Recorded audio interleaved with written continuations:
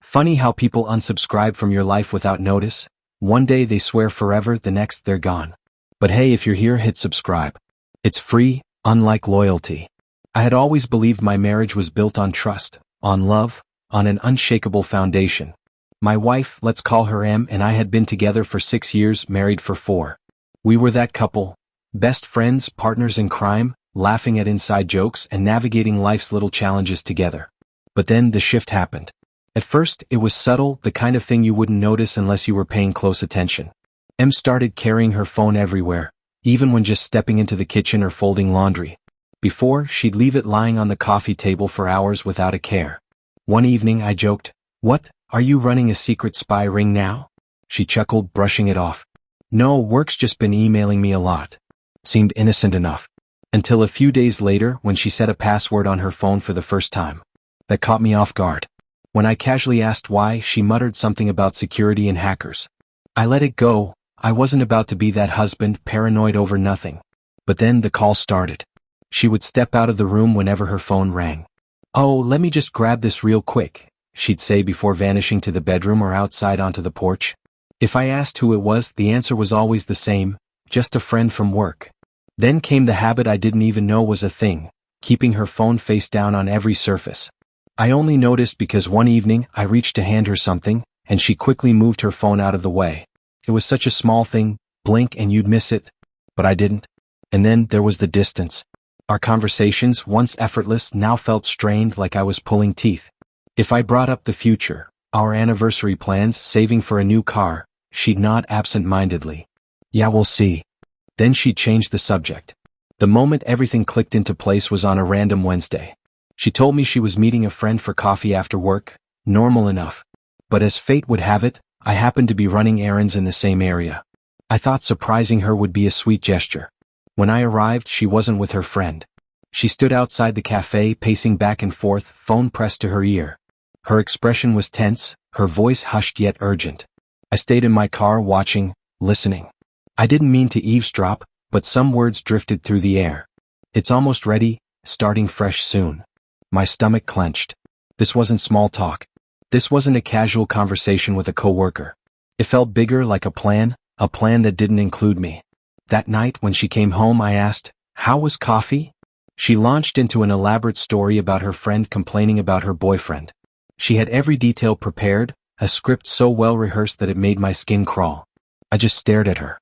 And then, as if sensing my unease, she casually dropped another bombshell. "Hey, don't you think we should put all our important information in one place? You know, just in case? Like account info, passwords, documents, that kind of thing?" I forced a smile. "Why?" She shrugged. "It's just smart, isn't it? What if something happens to one of us? Or what if we need to make a big financial decision quickly?" On the surface, her argument made sense. But her tone, so deliberate, so carefully constructed, sent every alarm in my body blaring. Why now? We'd always handled our finances separately. We'd never talked about preparing for emergencies before. That night, as she slept soundly beside me, my mind raced. The phone calls. The secrecy. The cafe conversation. And now, this sudden interest in our finances? It wasn't paranoia anymore. Something was coming. And I needed to be ready. We were in the kitchen. I was making a sandwich, slicing through the bread with slow, deliberate strokes, when she spoke. "Have you thought more about organizing the bank stuff? Like, do you know where all the account details are?" I froze, the knife hovering midair. Slowly I turned to face her. "Okay, what's going on?" My voice was light, casual even, but there was an edge to it. "You've been bringing up finances a lot lately. Is there something we need to talk about?" She finally looked up from her phone, eyes widening just slightly as if caught off guard. Then just as quickly she masked it. "No, nothing's wrong," she said too quickly, forcing a smile. "I just think it's important, that's all. You know, for emergencies." "Emergencies?" I leaned against the counter, watching her carefully. "Emergencies like what?" She shrugged, her expression unreadable. "I don't know. Just life stuff. It's not a big deal, I promise. I just think it's something we should get on top of." Vague. Too vague. I nodded slowly, letting it go, for now. But I knew deep down that this wasn't just some casual suggestion. She was hiding something. I just didn't know what. A chilling discovery. The next day, while she was at work, I decided I couldn't just sit with my suspicions anymore. I needed answers. Logging into our joint bank account, I scrolled through the transactions. At first, everything seemed normal. Bills, groceries, the usual. Then I saw it. Small, seemingly insignificant withdrawals. Not large enough to raise immediate alarms, but just enough to be deliberate. A few hundred here, a couple of transfers there. But they weren't for any of our usual expenses. She was moving money. The question was, why? A sinking feeling settled in my stomach. I considered confronting her right away, but something held me back. If I was wrong, I'd sound paranoid. If I was right, I had to be careful. I needed advice. A call for help. I picked up the phone and called someone I trusted, an old college friend who also happened to be a lawyer. I laid out everything. The mere act of preparing for this felt like conceding defeat, as if I was officially abandoning the trust we had spent years building. That evening, while she was out, I sat at my desk, my hands trembling as I opened my laptop. Each click felt heavier than the last. Bank accounts, investment portfolios, property deeds. With every document I reviewed, a part of me wanted to stop, to push the thoughts away and pretend this wasn't happening. But another voice, colder and far more rational, reminded me, this isn't sabotage. This is survival. I wasn't trying to hurt her. But the gnawing dread in my gut told me that if I didn't act now, I would regret it. I compiled a list of everything I could move, how to shift assets without raising suspicion. Each keystroke added to the crushing weight on my chest. How had it come to this? How had I gone from trusting my wife completely, to playing defense against the woman I thought would always have my back? Then I picked up the phone. I called my mother. I need you to hold on to some things for me for a while, I told her, keeping my voice even. It's nothing bad, just something I need to do to protect myself, just in case. A silence stretched between us before she spoke, her voice laced with concern. Are you okay? I lied. Yeah, just a precaution. Nothing to worry about. She didn't press, but I could hear the hesitation in her voice when she finally said, Of course, sweetheart. Whatever you need. When I hung up, I exhaled shakily. I hated dragging her into this. But knowing she had my back gave me the steadiness I needed. By the time Emma came home, it had already begun. I had transferred the majority of my assets, our savings, my investments, even the house, into my mother's name. Our joint account still had enough to keep up appearances, but the rest? Locked down. She didn't notice. She walked in, kissed my cheek, and asked if I wanted to watch a movie. I forced a smile. I pretended everything was fine. Inside, I was unraveling. The calm before the storm. Over the next 3 days, I maintained our usual routine. Nothing out of the ordinary. No sudden changes. She, on the other hand, seemed lighter. Almost happier. Even unusually affectionate at times. It should have reassured me. Instead, it only deepened my suspicion. If she had been planning something, she was doing an excellent job of hiding it. But then something strange happened. She never mentioned finances again. Not even once. At first, I thought I had misread everything, that maybe I had overreacted. But then I realized something chilling. She wasn't just dropping the subject. She was avoiding it. Almost like she was afraid to bring it up after I had pressed her last time. And then there was the way she watched me. Subtle glances. Quick, assessing looks when she thought I wasn't paying attention. And every time I caught her, she would immediately divert her focus. Her phone, the TV, a book, anything but me. She was waiting for me to bring it up. Testing the waters. She was playing a game. And I wasn't going to let her win. The moment of truth. 2 weeks passed. Everything felt normal. Too normal. She was warm again, engaging in conversations about work, dinner plans, things she had avoided for months. For a moment I started to wonder, had I been wrong? Was this just stress? A misunderstanding? Was I reading too much into nothing? And then, on a random Friday night, she sat me down on the couch, turned off the TV and said, "We need to talk." My stomach plummeted. I knew what she was about to say before the words even left her lips. "I think we should get a divorce." Her voice was calm. Too calm. Not angry. Not emotional. Cold. Like she was discussing the weather. I stared at her, my heart hammering in my chest, struggling to form words. And then she continued, listing off reasons. She needed space, wanted to find herself, felt like she had lost her identity in the marriage. Empty, rehearsed lines. But then she said something else. Something that cut deeper than anything else. "You know, I've made a lot of sacrifices for you over the years, and I don't think you really appreciate them. I deserve more." There it was. The mask slipping. This wasn't just about leaving. This was about taking. The way she said it, so calm, so calculated, made it clear. This wasn't just about wanting out. This was about taking. She framed it like I owed her something, as if our entire marriage had been one long debt she was finally cashing in. As I sat there, absorbing the weight of her words, another question formed in my mind. Why now? And then she said something that made everything click into place. A friend of mine has been helping me see things more clearly. She didn't look at me when she said it. A friend. I stayed still, letting her talk, but my mind was already racing. Who was this friend? And why were they so involved in my marriage? The way she phrased it, it wasn't casual. It was deliberate. Someone had been whispering in her ear, building her up, convincing her that leaving me wasn't just a decision but a strategy. And the more she spoke about how she deserved more for her sacrifices, the more my skepticism grew. Sacrifices? She had been happy with me. Or so she claimed. I worked hard to give her the life she wanted. I sacrificed too. When she asked to move closer to her job, I agreed, even though it added an extra hour to my commute. When she wanted that expensive yoga retreat, I made sure we budgeted for it, even giving up a vacation I had been looking forward to so she could go. When she changed careers, twice, I supported her, telling her it was okay to take the risk because I wanted her to be happy. I wasn't a distant, uninvolved husband. I showed up. I listened. I planned date nights when she said she felt stuck in a rut. I remembered the little things she loved. I wasn't perfect, but I tried. And now she was rewriting our entire history to fit her new narrative. I didn't push back. Instead, I nodded and said something neutral. If that's how you feel, I guess we should figure out the next steps. She looked surprised that I wasn't arguing, that I wasn't begging her to stay. But I didn't care. Because my mind had already shifted. I needed to know who or what had caused this sudden, calculated change in her behavior. She didn't just wake up one morning and decide to leave. This was bigger. And I wasn't going to let it blindside me any more than it already had. The divorce papers and the realization. She moved into her own apartment that weekend.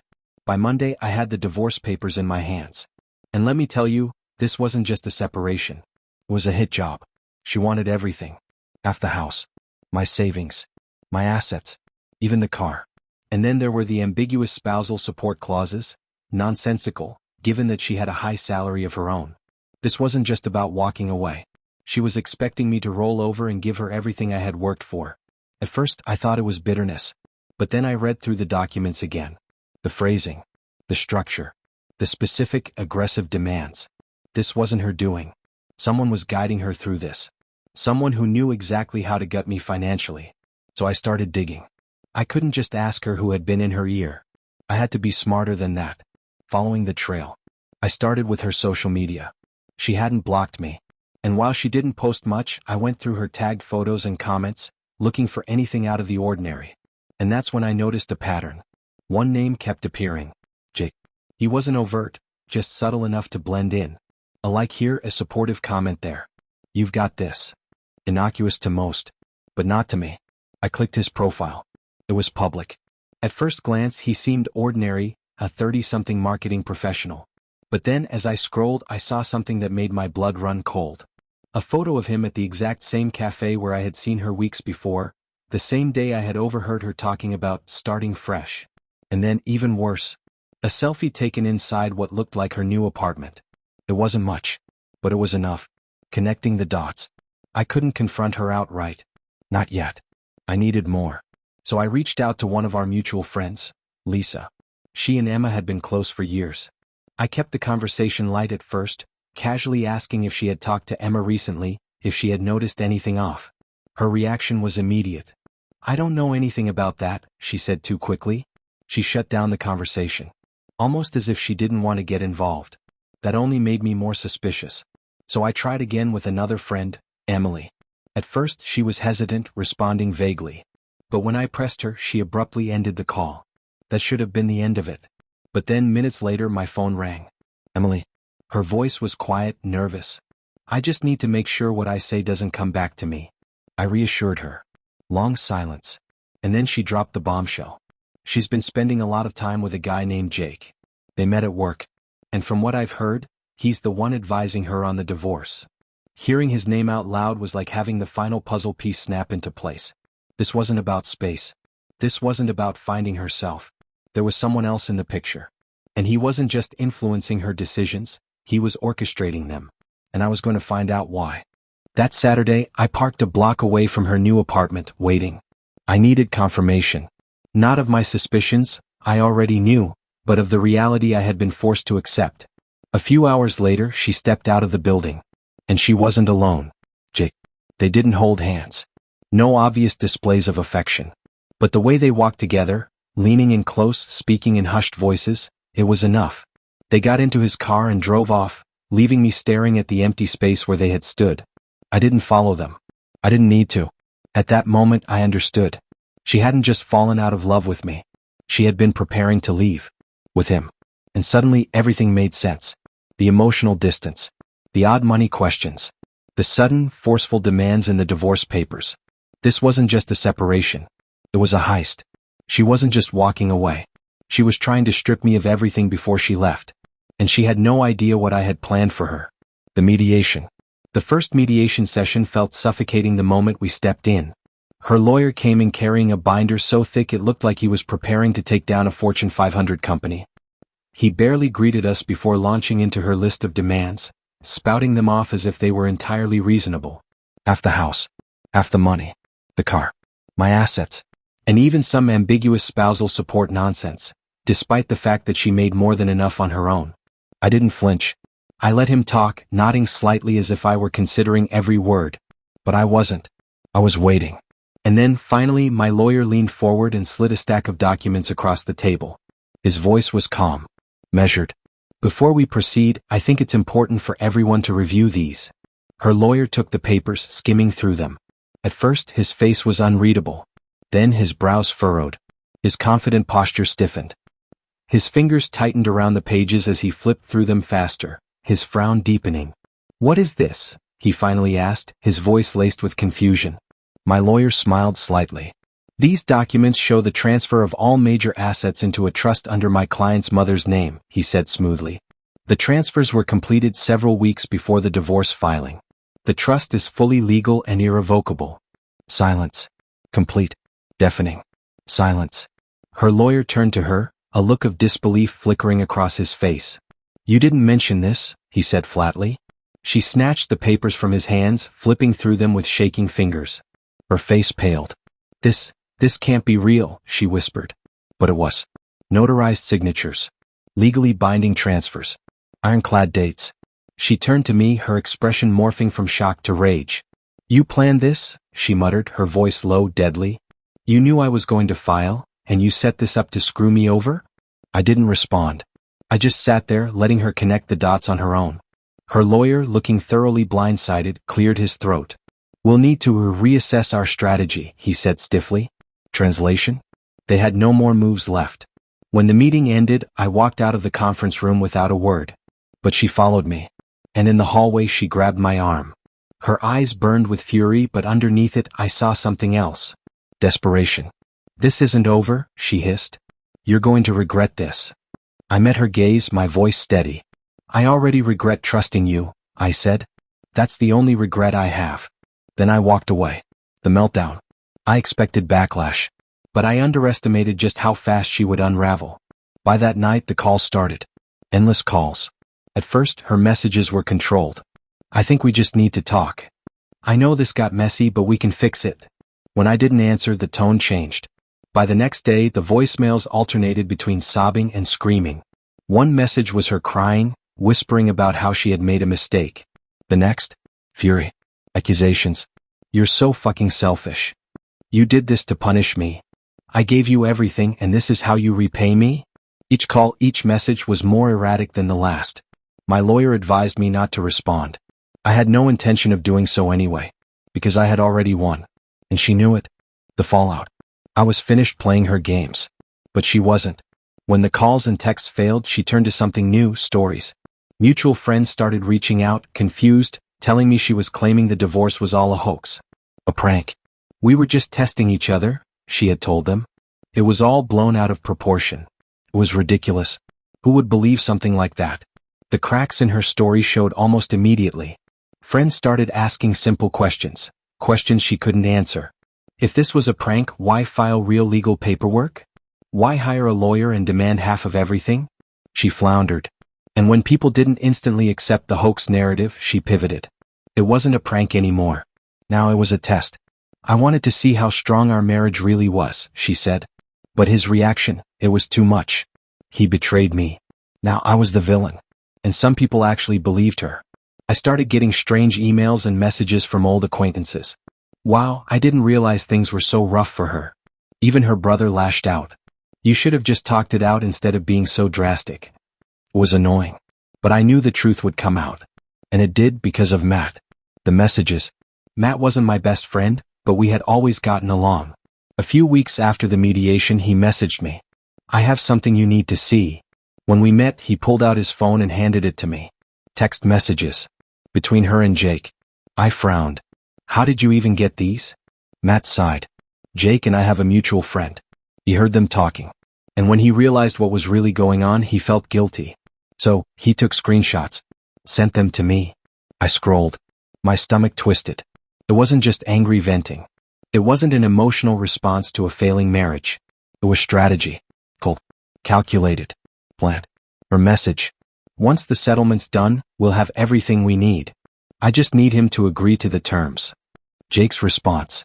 Don't back down. Make him feel guilty if you have to. He owes you. We'll start fresh once you've got the money. I felt sick. This wasn't just her moving on. This wasn't just betrayal. This was manipulation. And Jake? He wasn't just supporting her, he was coaching her. Matt shook his head. This guy's been playing both sides. Hyping her up to take you for everything while making her believe he'd be there after. He exhaled sharply. I thought you should know.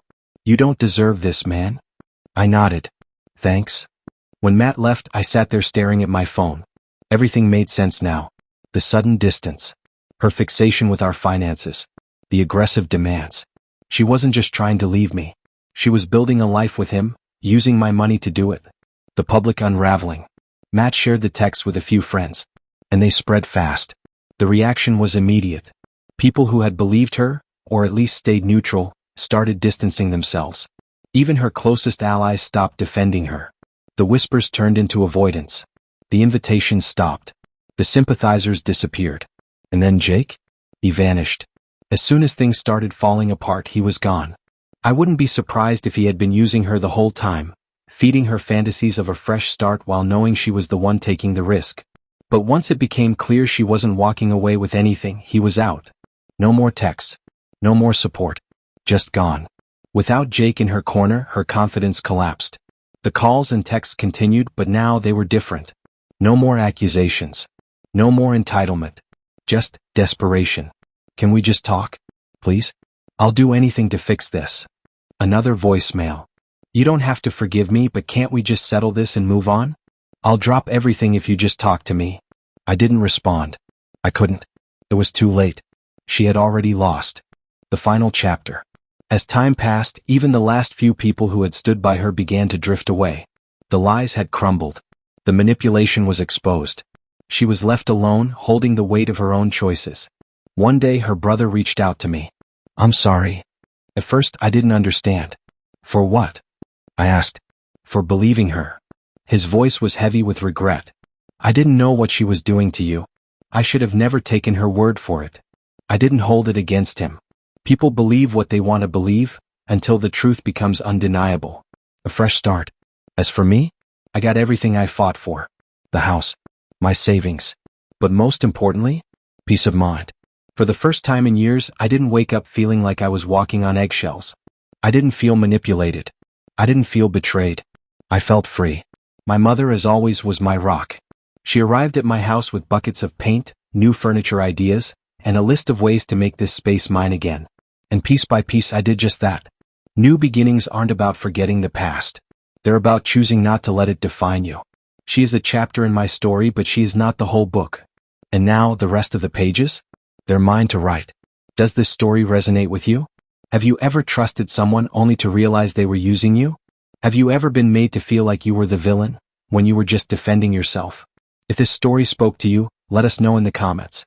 What did you take away from it? And if you believe in standing up for yourself, in choosing peace over manipulation, then like, share, and subscribe. Because sometimes the best revenge isn't anger. It's moving on.